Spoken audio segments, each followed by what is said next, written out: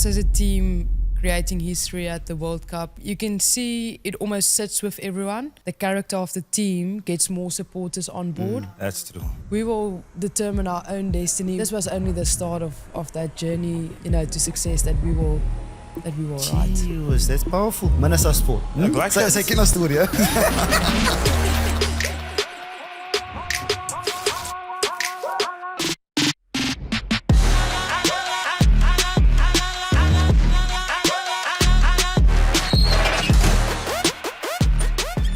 Ruckers, we back. Welcome to your number one rugby podcast. It's episode 115 and there's a Currie Cup and Kimberley se gat, okay? But before we get going, guys, Behind the Ruck is supported by Super Sport Bet, and we've got our official hydration partner in the building. Switch it up. I'm your former Springbok, and next to me is the one and only Buddy, 5 year over here, Ruckers, the short guy, the student currently at the moment.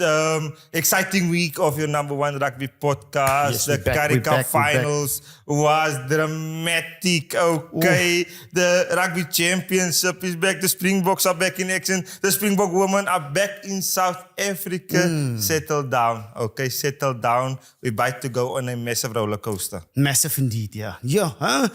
Currie Cup, hey, the Lions again, hey? But a massive congratulations to the Griekwas boykies for taking it. The Currie Cup Final, 25-27 to Griekwas in the dying minutes again. Look, a special shout out to the Nefies from the Griekwas is Mart.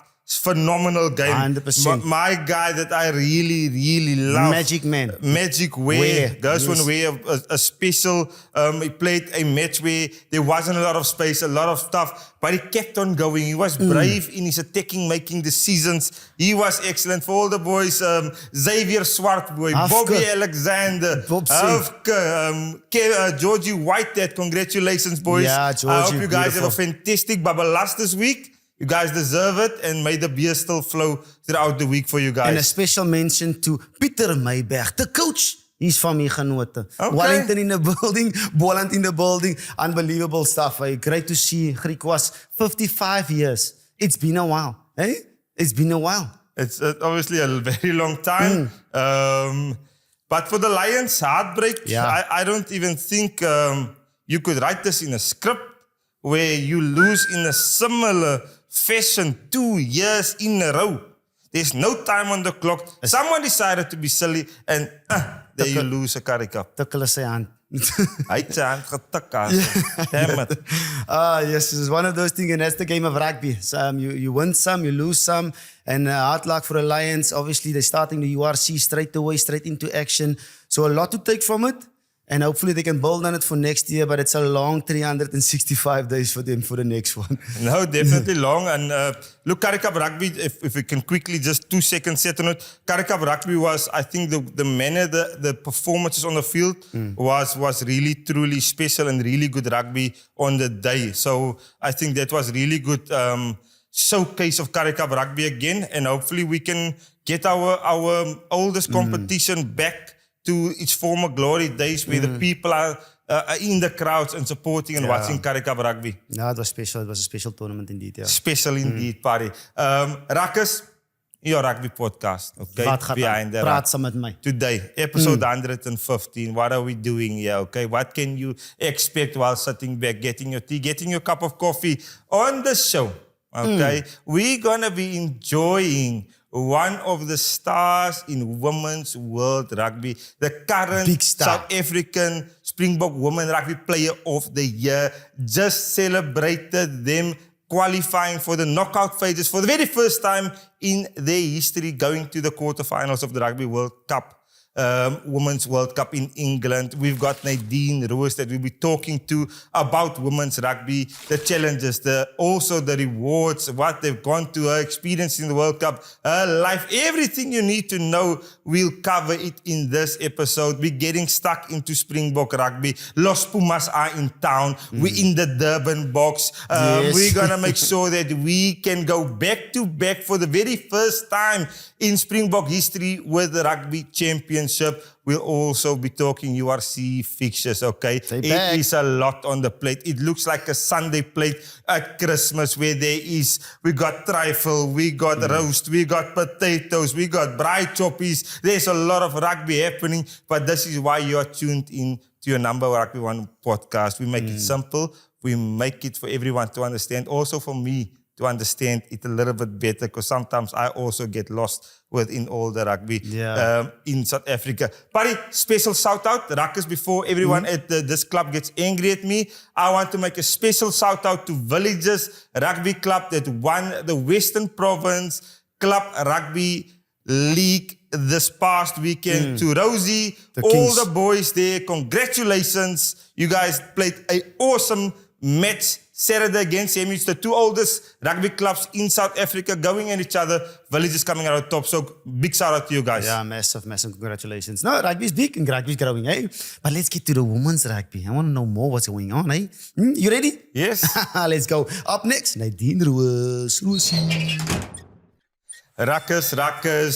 Now, a massive privilege to introduce to you our guest, fresh off making history in England with the Rugby Women's World Cup, reaching the quarterfinals. She's a dual Springbok, both the sevens coach, 50 men's current Springbok Women's Rugby Player of the Year. Let's put our hands together, Ruckers, for Nadine Roos. Nadine, all good? All good. Thank you, John. Thank you, Rudy, for having me here today. It's a privilege being here with you guys. Is lekker hoe dit altyd sê in Engeland, hè? Nadine Roos. Nadine Roos. Are you feeling all good? Obviously back settling in after a massive tournament. Yeah, almost a week back in South Africa. I must say, good having our own South African food, proper braai vlees, and of course the coffee as well. I think that was one of the things that I've missed the most, being a coffee lover, staying in Stellenbosch, being close to Plato and the Luck. So it's good being back home. And you couldn't find anything at the World Cup that acquired your specific taste for coffee?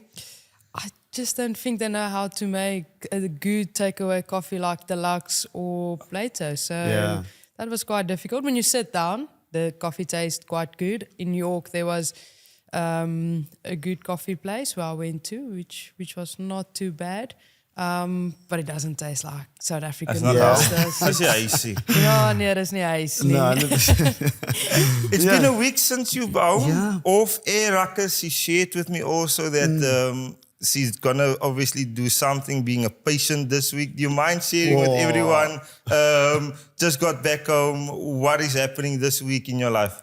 Yeah, I think for me, there's always something with rugby. Having high playing minutes. My thumb got a bit stuck in a tackle, so I'm gonna need to just repair it a bit in 6 weeks. 6 weeks Up back and into running. it. Yeah, 6 weeks, then I'm back. Yeah. Maybe earlier.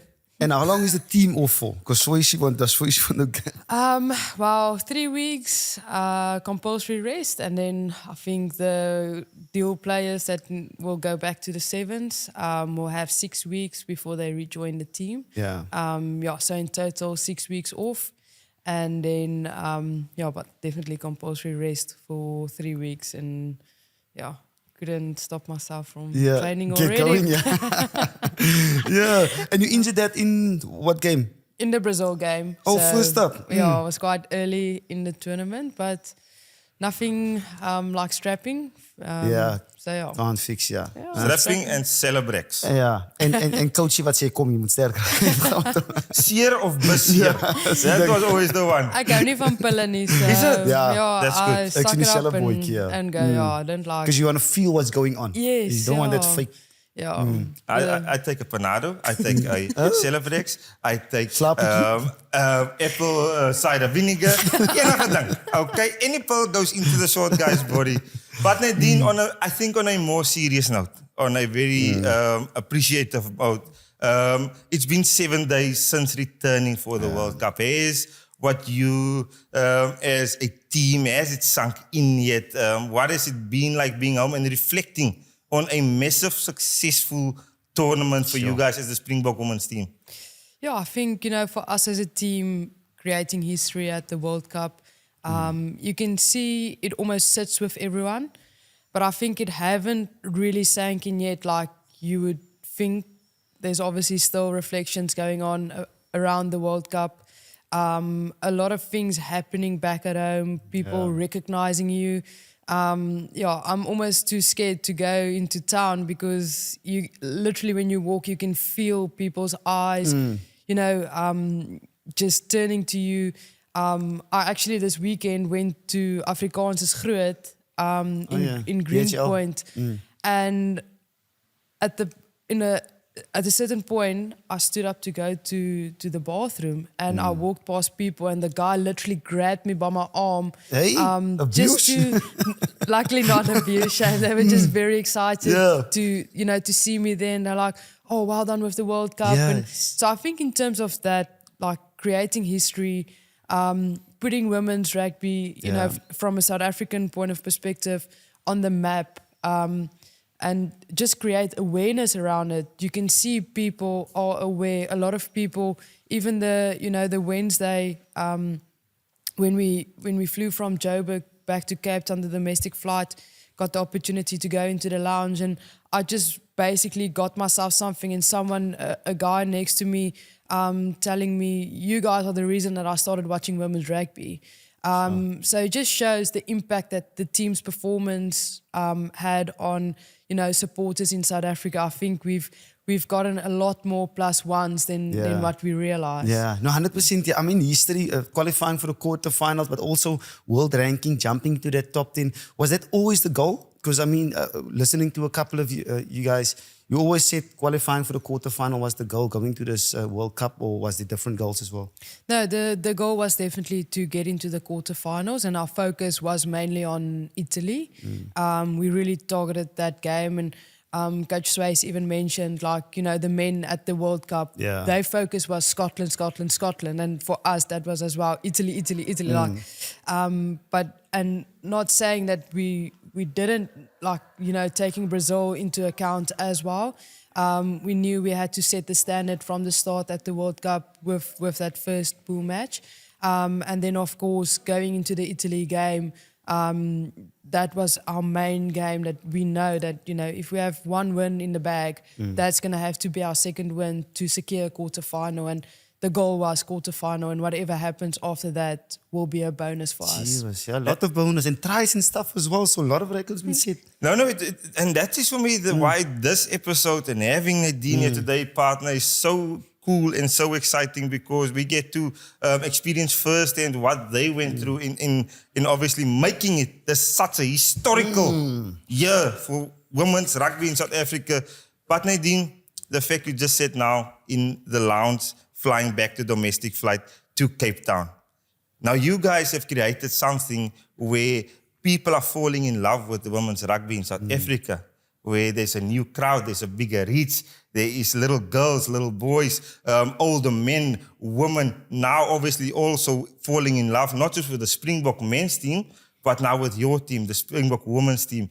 How does that feel? The feeling, I like the smile. Yeah. How does it feel that now all of a sudden there's a new crowd and new people falling in love with your pride, which is the product you guys are delivering on the field? Yeah, look, essentially that's what we want to create, is firstly inspiring the younger generation. I think we've done that. The brand of rugby that we also played, and that credit, of course, goes to the management, because that's the game plan that they instilled in us, the style of play, the system that we wanted to play. I also, from a defensive perspective, the work that we've put in there, as well, the pride that we've put in defensively, and that just goes into the jersey as well. And I think everything that happened on the field is, of course, what's creating this for us off the field. Having more people than, supporters rooting for us, sending messages when we were at the World Cup, and very excited what we've created at the World Cup. And I think, of course, everyone wants to be with a winning team, watch a winning team. And, even with a loss against the French, it wasn't a loss where people then turned against us again. They were still excited that we would, get into a quarterfinal against the Black Ferns. And I think we surprised a lot of people against the Black Ferns. They are the 6-time, World Cup champs. So in terms of that, being 10-10 at halftime against them, normally with a team like that, you will get a 50-0 score, and we didn't. We still, to keep them out our half for quite some time, even in the second half, still being denied a try, but still fighting for another try. That's basically the character of the team, and I think the character of the team gets more supporters on board. That's true. That's almost like that excitement for them to actually watch the women's game, and especially, I think this World Cup as well gave a lot of exposure to women's rugby globally, which I believe is also very positive, and that also created that, people started watching women's rugby. Yeah, a lot of people are getting into it now as well. But you spoke about like inspiring the girls, but who inspire you guys? Because Coach Swayze usually talks about, the Springboks, looking at the way they play, and you speak about the coaching style as well. Is the Springboks and the guys supporting you guys a part of what you guys trying to build? Yeah, I think definitely, the men showing support after the All Blacks game as well, just before our quarterfinal against the Black Ferns. Just that, that word of confirmation, almost like sending messages, saying good luck. That really, it meant a lot for us. But also, if you look at Sia, being with the women since last year, before the WXV, showing support there. We also had a time, I think it was just after Canada, when we flew back, or we flew from Joburg to PE. And, I know coaching them, we spoke a bit with Dwayne, the input that he also, gave behind the scenes to help us with certain things and aspects in our game. That's also a way of support, some of the men also sat with us that day in the lounge, asking, how's it going? How are you guys feeling? Good game against Canada at Loftus. Things like that. It's small things like that that people don't see, but that means a lot to the women players. That's the type of support that we also need. That backing that we can see with the men supporting us, and of course we will always look up to them. I think they've also created something special, within South Africa.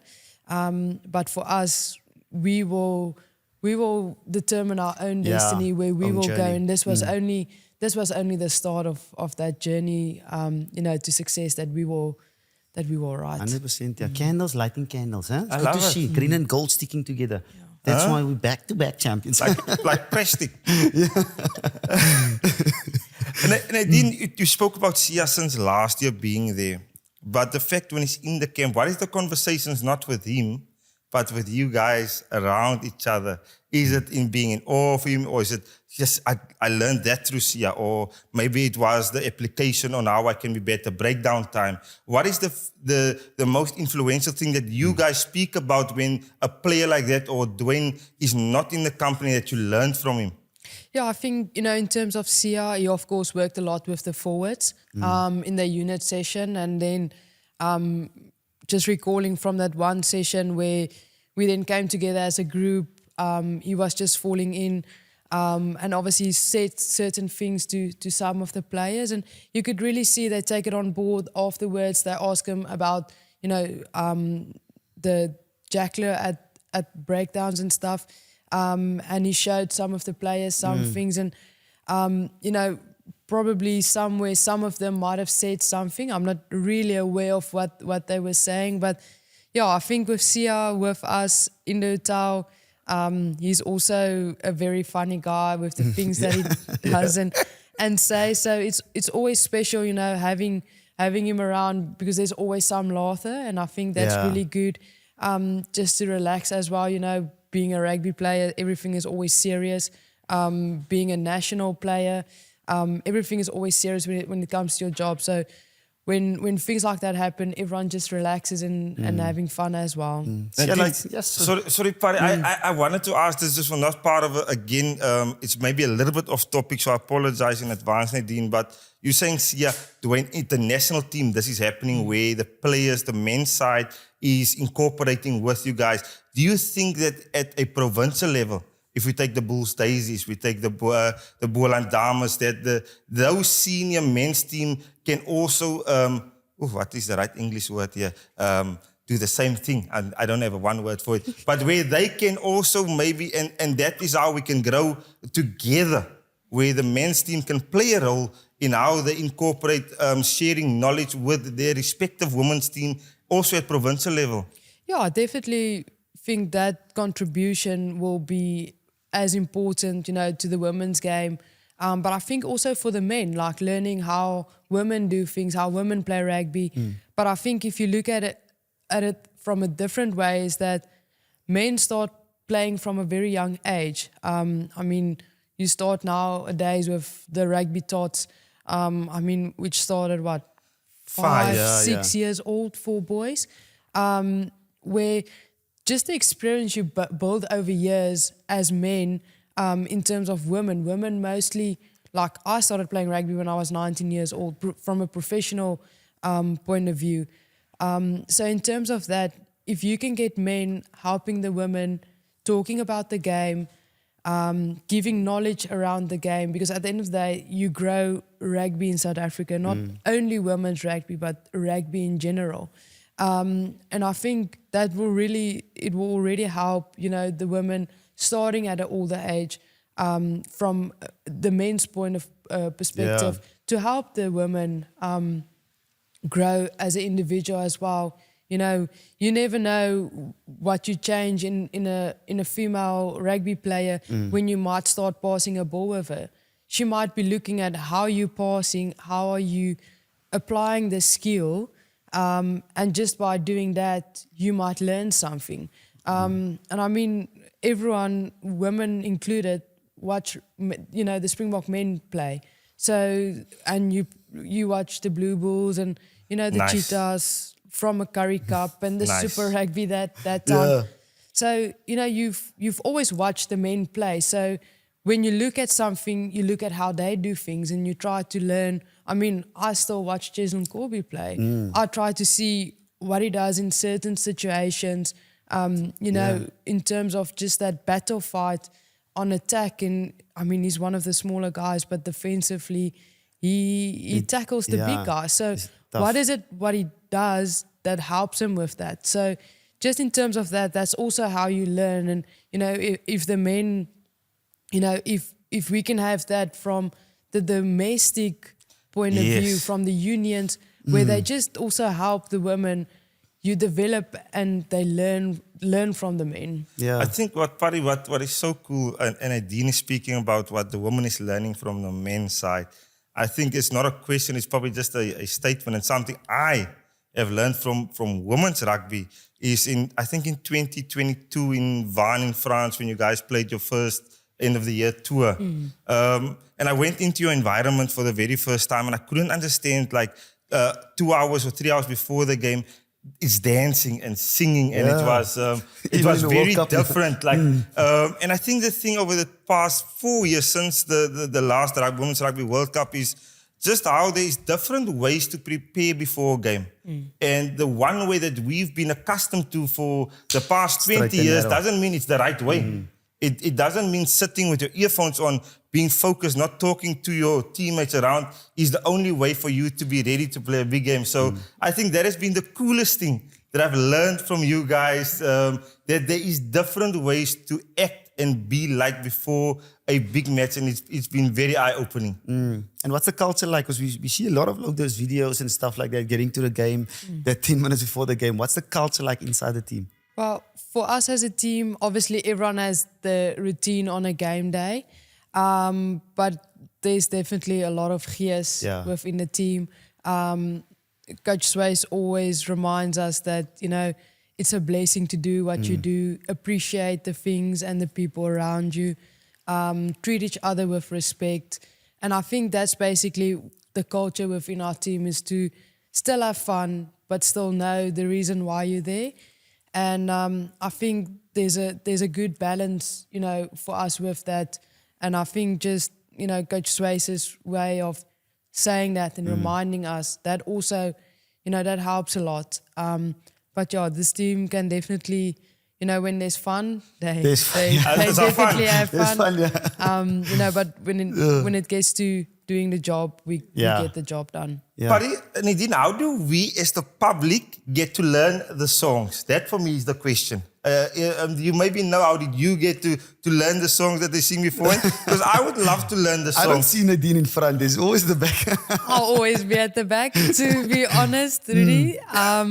I still don't know half of that songs. Okay. Yeah. So ons beweeg net saam. Yeah. Ons moet net jive. You just move with them. You just get someone that you feel comfortable with, that won't laugh at you for dancing. But no, of course, there's a few of us that we don't really know all the songs. There's always a different song. So in terms of that, there's never a set way of the certain songs that they sing or so. Yes. It's just the one that comes up, they will sing, and yeah. And who leads it? Is it Babal Walacha? Or is it? No, I think it's actually Mdliki. Mdliki leads the, Well, what I've heard and picked up, she's the one that starts the singing. And then Apiwe and Blomi and Charlie and them, Unama as well. So it's like a Bluetooth connection. Yes. If the one starts singing, the other one starts spreading and nagatos. And we just had the retirement of Cindy Boy as well. I mean, that's a massive loss for the female game. How do you feel about it? What has she meant for women's rugby? Yeah, look, I think she's been there from the start. She's seen the hardships in women's rugby.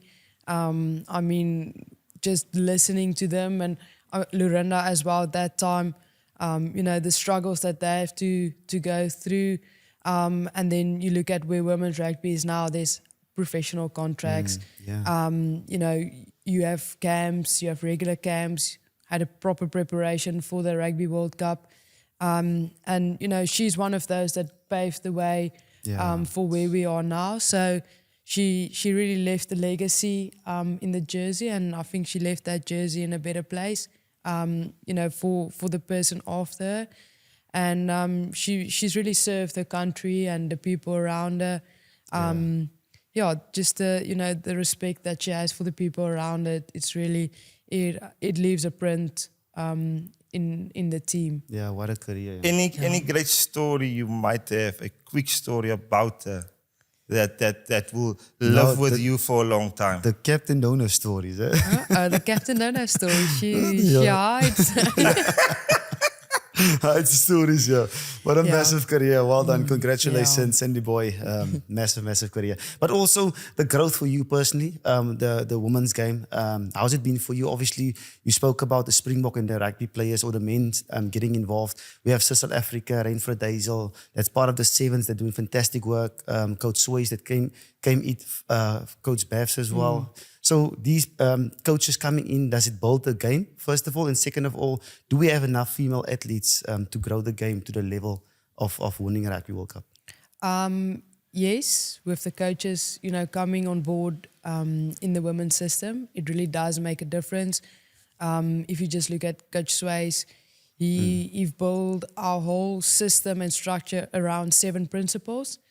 And he basically brought in 4 attacking systems. But also between test matches or between the games, he analyzes the team and then he comes up with a backline move that we need to implement and train the week, because he feels that specific move we can literally score from first phase. And that's exactly what we also did against Italy. And in terms of Coach Baff, coming from the under-20s, having that experience, with the under-20s, playing against top teams as well, basically a blueprint from what the Springbok men, play. Coming in with a defensive structure, for every game he came up with a different defensive plan, which is also really quite exciting to see, because it's good to see a coach bringing in a plan that, for each team, they have a different attacking style. So you're not going to implement the same defensive structure the whole time. So, the work that he've also put in for the team to put in a defensive effort. But I also think just the standards they also bring along, from the men's game, that professionalism, the discipline, it really helps a lot. And I think in terms of, talent coming through, I think we still lack a bit of that development from a young age. But I really do think, from a South African point of view, we do have a lot of talent in our country. It's just how do we develop that talent in the right way, that when a young girl feels, she wants to get herself into a rugby career, how can you support that person to be the best rugby player that they can be? And I think, just looking at the way, children grow up these days, is like, don't choose a specific sport at a very young age. Like, develop your skill across all the sports codes, that when you get to high school, you know exactly, okay, I want to play rugby. So, but then you've already done athletics, you've played tennis, you've played cricket, you've played netball, you've basically done it all. So your skill in general your motor develops. Skills, Yes. Where as well these days, if you only go into rugby from primary school, by the time you get to high school, you're like, I don't really want to play the sports anymore, because the pressure that you apply on these children these days, you need to perform in school. The school wants the team to perform because that gives more exposure to the school. Like all these type of things, that adds pressure on a young kid. And if you add that pressure on a young kid from that young age, they're just going to burn out and they're not going to feel that they want to do it anymore. So that's also really important with the pathway that you build, especially for young girls. Obviously, women are different than men. They emotionally, I think they will burn out quite easier.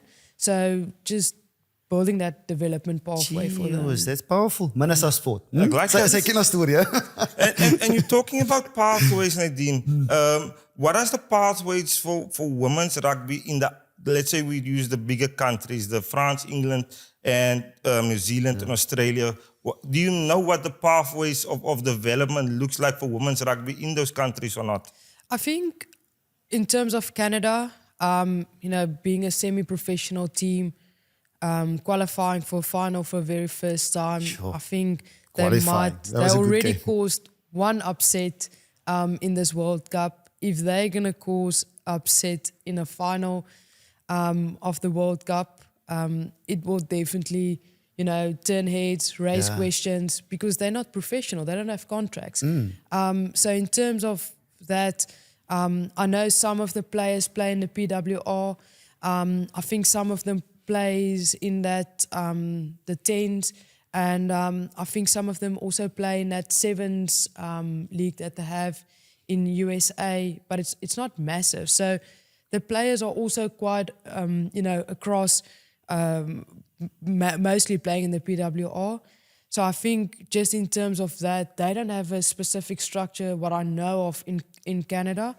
Then you have the French that also have their own league, with the Elite One league that they have, full-time 15s programs. I know some of the clubs most probably are semi-professional. So they still give contracts, but they still develop the young talent and the amateur players. Yeah. And then if you take the New Zealand, what I know of, they obviously play in that super rugby between Australia and New Zealand. But I also think in terms of the clubs, that's the lower rank, almost like our Currie Cup. They also do have that in place, where girls get the exposure, to play there. And England are quite high with the PWR. So and I think they've also recently, what I've heard of, changed the rule that with the match day 23, 14 of those players needs to be England players. Yeah. So, Okay. it just shows you the things that they put in place to build the depth of their players. And us here in South Africa, because is it only the Daisies that's professional? And like I see a lot of like our girls that's going overseas and sign for Harlequins and stuff like that. What is the picture in South Africa? Yeah, I think, for us, I think we started in 2022 with that program playing domestically, that it was first the IPL and then became the Premier Division. So the Premier Division for us is quite big in South Africa. I know there was some words around playing now in October as well, where the unions merge to, I think, have 6 or 7. But yeah, I think like Limpopo Blue Bulls would have merged with the Blue Bulls. I think VP and Boerland would have merged. Okay. I'm not too sure about, the Lions and the Sharks, but that was the plan for it. But I don't know exactly what's happening there. Okay. But yeah, I think, with our success at the World Cup, we obviously still haven't heard anything, but at this moment, our Premier Division will go on for us. But I think in terms of professionalism from the unions, I think that must, get more players contracted, get more sponsors on board to actually contract the players and, make it professional for them, make it a full-time program for them, and actually make it worth their while so that the ladies it's a sacrifice, that the ladies only play rugby and only focus on rugby and not worry about having 2 jobs, playing rugby, but also go do a second, get a second stream of income, because your rugby income is not enough to actually, provide for your family and pay all those expensive cars. Not expensive cars, the expenses. Okay. And 15s, 7s, because usually the 15s, they use the 15s players for the 7s and the 7s for the 15s. How does that work? Well, for me, as a deal player specifically, I've been with the 7s, basically Z and Malings as well. Yeah. It was after Poland that we flew from Poland to Spain to join the 15s team there, play that test match. Then we literally, I think we only got 3 days off. We started that Wednesday again with the 7s because the turnaround time was quite short before LA 7s. That was almost our repercharge to qualify to get on the 7s too. So with us, especially in a year like this, and obviously some of them still decided to play the Premier Division, but I just told, between the coaches and Dave and them, like I said, I mainly want to focus, between the 2 systems this year, and if in any way that, will have a, how can I say it, have an effect on my selection for the World Cup, then we can obviously see and discuss and go other way around it. But of course, playing a lot of games for the 7s, full games, and then if I still had to play the Premier Division, my minutes by the time that you get selected for the World Cup is going to be too high as well. So just in terms of that, there was I think a good understanding between the coaches. They obviously each had their plan, and I think in terms of the planning, from a 7s perspective, they looked at which players they are looking for, and I think from Coach Sway's side, he also said this is the players that he wanted with the 15. So I think of that for every player there was a plan, and that plan was followed through, and we just basically just got confirmation, and how are we going to go about it, and then we just play rugby. That's the nuts. Professional. Happy retired. Okay, Ruckers. I think my question now for you is, it doesn't need to be long, it doesn't need to be dragging. It's just the fact that platforms and media like we have, how can we play a role in making sure that when we go to the next World Cup, that there is a more, a wider reach of understanding of the players that's going to the World Cup, the women's rugby game? What do you think platforms, media outlets, what role can we play to amplify women's rugby in South Africa? Well, I think, from a media view is that the media puts the women's players out there. And I think one thing that really stood out for us before the World Cup is the amount of media exposure that we got. And I think, of course, credit to the media people as well, advertisements were there. Yeah. FMB, that's one of our big sponsors. If you go onto the app, it shows support the Springbok women. I think there was also a thing where they did a whole thing of sending a message to the Springbok women's team. Just by doing the little things, I think already helps the women's team a lot. I think, getting on board, from a media point of view, that will also, even if it's on the news, you reach a different audience. You guys, you reach a different audience. So by doing the little things, getting people on board, everyone reaches an audience in a different way. But yeah, I think there's no right way of going about it. It's trial and error, and you see, this works. This is what the audience want. And I think this is also where the women's game is a lot different than the men's game. You've seen different stuff. I mean, with Ilona Ma as well, how she just, using TikTok, using Instagram. Million followers. But also, it doesn't mean you're not serious when you greet supporters before your game. It's just a different way of doing it. It doesn't take your focus away from the rugby when you do things like that. Everyone does it differently. So there's no right way of doing it. Love it. Yeah. Sure. Love it. Oof, love it. yeah. Love it.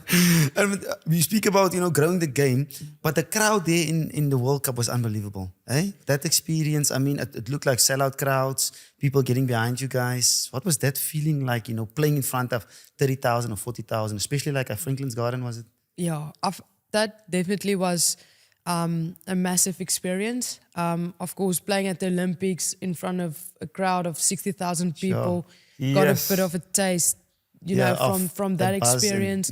But again, hearing, with the first pool games, Japan and Ireland, and then us against Brazil, a doubleheader, it was a sold-out stadium. But because two games happening on one day in one stadium, it's not as if, okay, they only sell tickets for the first game and then those people leave and then, for the second game, there's extra tickets available. No, it's literally, it was a sold-out day, basically. But then you see some island supporters and then some, Japanese supporters staying behind, watching rugby, supporting women's rugby. That's really massive. And then you see the people around after the game that's really excited, wanting to take pictures with you, wanting the team's signature. Just that, seeing that support, that's really massive. And I think, again, this Women's Rugby World Cup definitely left the mark. In terms of the amount of support that the women's game received this year, it's massive. It's massive, yeah. We're waking up a giant, if you ask me. I think the giant has been awakened. Awakened. It's awakened. We're ready to rock and roll with women's rugby in South Africa. But Paddy, that is enough of teams. No, I've got one more. Okay. One more question. Because we had Coach Swayze, episode 63 on the episode, and he spoke about, when he took the job, it was very physical based, but he wanted that total type of rugby. But I want to know, 15-man lineouts, eh? And then they pick up jumping. And then would they pick up? Whose idea was that? Where did that start? Even like the ideas Coach Swayze came up, throwing the whole bomb squad out there. Is it from the Springboks? Is it just analyzing? What was like? I think Coach Swayze, like you could see, is very innovative with the style of rugby that we played. We were even surprised with that 15-man line-out when we started discussing the game plan. But everyone speaks about the 15-man line-out, but they don't speak about the maul that we started off a scrum. So, that was just the exciting part of preparing that for the game and actually doing it and executing it in a game, that was really fun. And I think as well in terms of the bomb squad, you know, I think Coach Sway's brought a lot of what the men did at the previous World Cup what works, what's successful. into the women's game. But I think, of course, we use a lot of our forwards in the game. So, you know, they get to give it all with the 45 minutes opportunity that they get on the field, and then Coach Sway's brings on a whole new pack to, you know, to finish off the second half. And I think that's just, he does it because that's what he wants. That's what he is. Yeah. So, And on the 50-man line, when they ask who's going to jump, you like me? Me? Yeah, Nadine, I've never jumped. I've only lifted in the line out. So I've only lifted and then obviously braced for impact at a mall. What did it feel like being in the air? Look, that week, obviously with the sevens before, I knew what it is to be lifted in a line out.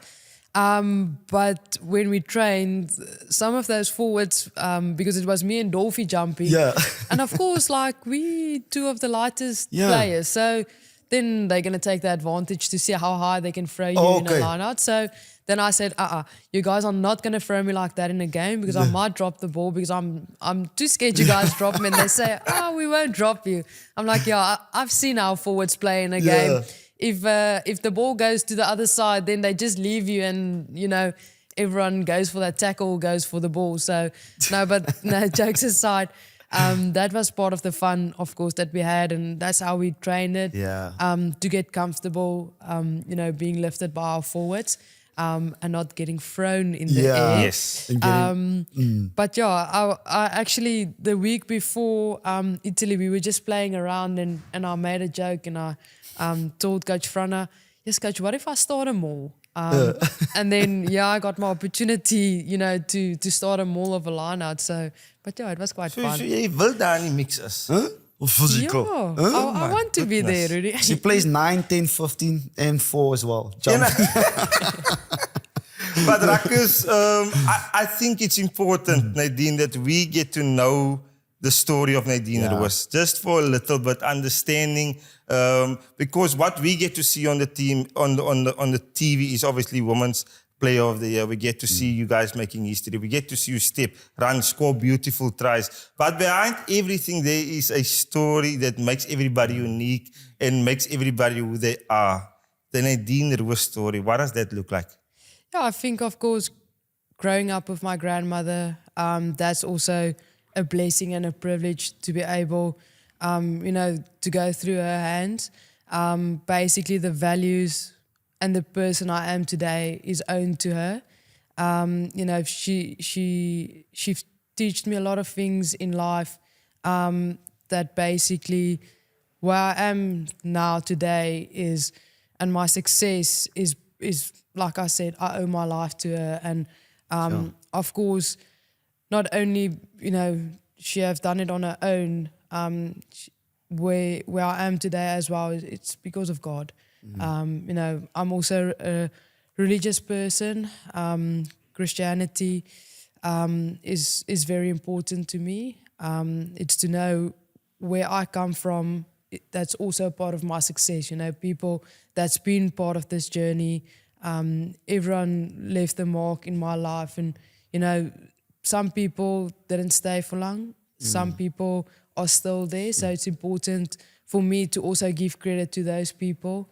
But for me, firstly, you know, God helped me to where I am today. You know, for being the strength for my grandmother as well. You know, who basically instilled those values in me. Wat is oma's se naam? Wat is oma's se naam? Sodat ons vir ouma kan hallo sê en kan dankie sê. Sorry. Oma Sari, baie dankie. Next episode is yours, Oma Sari. Shame, I lost the last year, so... sorry man, apologies. Yeah, it is okay. Really. Jammer. She passed away last year. It was quite tough as well, you know, going from a tournament and then, you know, going back with the last bit that I had to, you know, spend time with her. But basically... where I am today it's because of her. And how do you see life? What's important to you? Well, time is always important. We only you live in a space and world where things go by quickly. So really appreciate the time that you can spend with people, especially ones that's close to you, loved ones. One thing that I've also learned a lot is having patience. Yep. It really is a thing that when you walk past someone and they ask you, how are you? It's not a thing as, oh, I'm well, thank you, and you go on. It's really to stop and be present in the moment, because it's those things that really makes a difference. You never know, from the other person, what they're dealing with in life. And maybe just that day with a kind conversation, showing interest, giving your time to them, you might make a difference. And I think for me, that's really important. It's time, respecting the people around you, and just enjoying life in general, and enjoy each small moment that you have. Just as time is all we have. Yeah. Time. Sometimes I lose the track of time. But I'll take Nadine's word. Nadine, falling in love with the game of rugby. When did it happen? And what was the reason for falling in love with this beautiful game that we love? Well, I think growing up in a rugby house, growing up on the farm, playing with the boys, just that gees, with the Springbok men back then, with Brian playing, John, you two played, still watching the game that time, on a Saturday, it was a thing, lighting the fire, goeie braaivleisie op die kolle, being surrounded, with family and friends, watching the rugby, and then after the game, you somehow go kick the ball and play rugby. That's where that passion developed for the game. But I think, for me personally, from a very young age, I always had this dream of representing my country. And then again, God closed one door and opened another one. And that was for me through rugby. So I think as a young girl, that watching rugby, that was always there. But the passion for sports in general was always there. And I think that's just having faith and knowing and trusting that God has a plan for you. And for me, my career and success is through rugby. Oof. Damn it. Ek is so inspired. I am inspired, Rakkers. No, Nadine, I think, and this is that you just spoke about time, and the thing on Behind the Ruck that we never have enough of is time to speak to our guest. And we've obviously come to the end of our conversation, but I think first of all, from your partner side is congratulations on what you guys as a team has achieved. Massively proud as South Africans, as rugby people ourselves, of what you guys have accomplished in England. And also thank you for your time coming to us. I know you about to go for MRI scan and surgery in the week. Yeah, speedy recovery. Massive appreciation for your time and for you being comfortable to talk with us and almal daar. Yeah, appreciate it. And thanks for making the time. You got a lot of stuff going on and a lot of chapters and challenges you want to come over. So all the best with that and speedy recovery. And rest. Rest up. Rest. Please rest. Please rest. Rudy.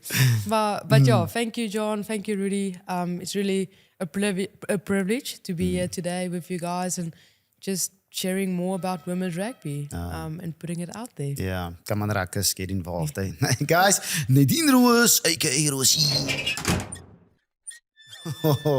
Powerful, eh? Powerful. Minister of Sport. Minister of Sport. Like it.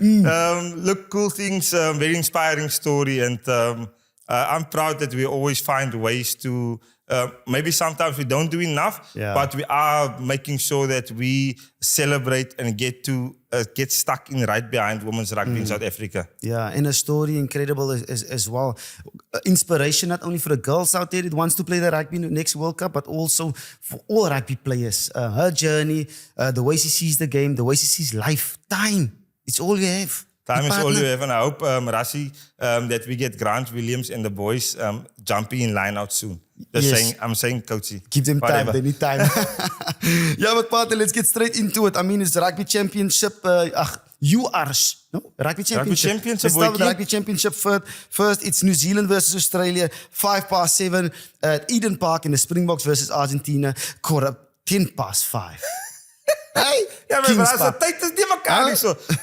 Let's start with the Bokken. We a South African podcast. We do our beloved Springboks. Los Pumas are in town. I know we are still feeling ourselves, Ruckers. 43-10 is what the last score was. And you're only as good as your last game, is what a coach told me one day. Okay, so we are currently number 1 in the world. But the Pumas should not be underestimated. You never know what you're getting. Pak je a lucky packet. Should not be underestimated. Yeah, I mean, they're playing for incredible rugby. They had a cup, they had upset Australia. I mean, the way Felipe Contepomi is doing his thing over there. So it's obviously the weather will play its part as well, but we don't know what's going to happen. It's attacking rugby versus attacking rugby. No, it is. I think what has happened in the past few years, the way Argentina plays is very difficult for our defense party. They ask the different questions to other teams. Ruckers, and this is why I always feel like I wish we could have a TV here where we can explain, but we can't yet. So settle with me, and hopefully I can explain it to you really well. So when Los Pumas played against the British and Irish Lions, if you get a pot of 4, right, running off 9 or 10, they play the last guy as the option. So what happens is defensively, you press up and you pick your attacking runner, but you can't adjust. And they play a flat pass onto that soft shoulder in the midfield and off 9. And I think that is the one area of the game that I'm looking forward to. Seeing Argentina's attack, the distance they get from the pass from 9 to 10, how much defenders they take out of the game through their ability to play with width of 9, and then seeing their attack against our defense. That for me is the interesting contest that's awaiting Saturday. I mean, our defense hasn't been tested that much. I mean, New Zealand tried it a little bit, especially in Wellington at first 20 minutes. But the way they stick attack as well, you spoke about the 4 attackers playing the last guy, but those backline players on their bicycle, coming around the corner, puts a lot of pressure onto our its defense. But it's going to be a good game to watch, especially with the physicality as well. We don't speak much of their physicality. Those big forwards can do their thing, especially at scrum time as well. Hopefully Wilco's there just to make sure, anchor work as per normal. But yeah, weather conditions hopefully stays away. They say it's raining up until now, and this weekend might be a little bit dry, but hopefully it can stay dry the whole weekend so we can see that running rugby we saw in Wellington. And that is going to be the most exciting thing about this upcoming weekend. Now we've got expectation. Yeah. We said we wanted to play this kicking, suffocating rugby. Then we had success with attacking, branded, exciting rugby that we saw in Wellington. What way will the Boks play this weekend? Obviously, when we're recording Ruckers, we don't have the team selection, so we don't know who's playing in the game. And we're not even going to go into that to confuse you, because when the episode comes out, you already know what's the going team. on. So the way we will play will be very interesting. The fact that the Rugby Championship is still up for grabs, it's anyone's game. How will Argentina come off a successful tour from Australia? Will they be emotionally up for it? They've had success in Durban in the past, so they are well equipped with that. And they're a team that doesn't need a home base. They don't have a home franchise. They don't have a competition in Argentina. They still find ways to mangle, and get together really well. I think it's going to be a really good contest and one I'm looking forward to. It's going to be a tough one as well. But we have to, I don't know, are we going to go with the Rassie ball, the Tony ball? Are we mingling it? I think we must just do a copy and paste of Wellington. Give them the physicality when it comes to scrums and mauls and our lineouts. Give them the aerial game as well. And let the boys play Shasha or maybe Mani and get that move them around the park a bit. No, that's always the interesting part. And I think when you prepare for games, you always want to play a certain way. But then the game of rugby and sport obviously throws certain stuff at you that forces your hand and forces you to play a different way. So it's all going to be determined on set piece. Again, the broken record of any sportsman is the set piece. What will the set piece look like? We had total dominance of the scrum against New Zealand? Will we have the same against the Argentinians? And that battle within the one battle is going to be very unique. And hopefully you in Durban make sure that we are there to pack our stadiums. Nothing about the ticket prices. Yeah. Nothing. Okay? Number 1 team in the world. Bully beef, stampful flesh. Lekker. And let's get to Eden Park as well. New Zealand versus Australia. They're coming off. We hurt them. And now Australia's going to Eden Park with that record of 51 now. Expectation there. Where's Australia at the moment? I mean, Jay Gordon is back now. Nick White is out of the system. Thoughts for you? Backlash? Backlash? I don't see Australia beating the All Blacks at Eden Park. Australian rugby is obviously in a much better place than a year ago. We all know it. We've all witnessed that. We all witnessed a test at Ellis Park. But I think the Eden Park history that they've got there, the fact in the manner that they lost the past game against the Springboks, they had 2 weeks to prepare for this game. They've had 2 weeks to carry that hurt. Obviously, the New Zealand public, similar to South African public, don't enjoy losing. Yeah, so they would have felt the brunt of the All Black public. So I think the All Blacks will come back and fire. I agree. They're a desperate team at the moment. What happened last weekend also, they're sitting at number 3 in the world rankings. So, and all the New Zealanders are going on top of them because they're so used to the high standards that we kind of used to now. So I'm also going with New Zealand. I think New Zealand will take it by 10 or 15. They're going to hurt them. Going to Eden Park, 51 test record and protecting that. No, fully agree with you, Parry. And score prediction on the Bokkies? The Bokke, I think it's going to be a very tough game. I'm going to go, it all dependent on the weather. Let's say in a perfect world, there's no rain, even though in Durban, even if there's not rain, it's still a bit greasy with the humidity. Yeah. I'm going to go 30-20 to the Boks, but I think it will be a lot closer for a lot longer in this game. Hopefully we can blow them up with a 50 and a big score. But sitting here, I think 30 points to 20 will be my pick. Yeah. No, I think we're going to come out strong. I'm going to go more 35-18. I think we're going to put a good score onto them. We're going to put them under pressure. They must come over here. We kind of on a high. We have confidence now. They're also coming off a high as well. But yeah, I think we're going to be way too strong. Depending on the team, we don't know the team yet.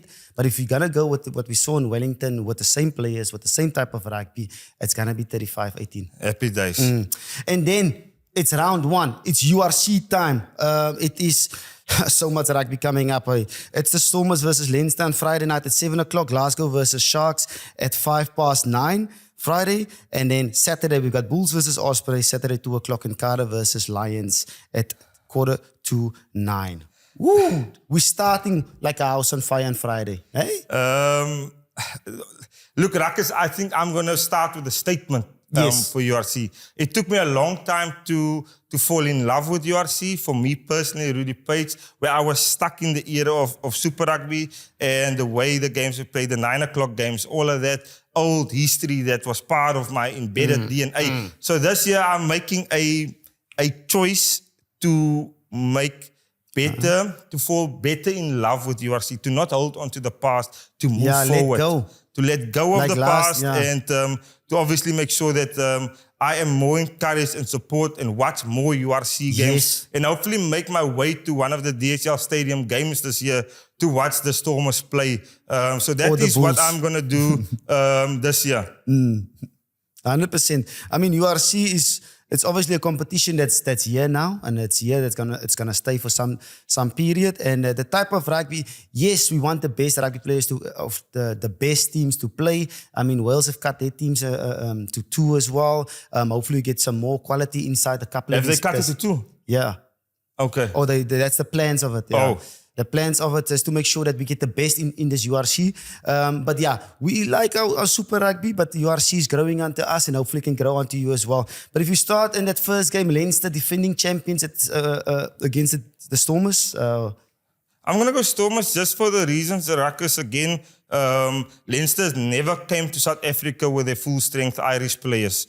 So, and based on that past history, I don't know if they are here or not, but based on their past history, they're not playing. So, definite Stormers at home. Yeah, they still got Henshaw that's coming. some of the other boys that's playing, but they got a lot of injuries as well.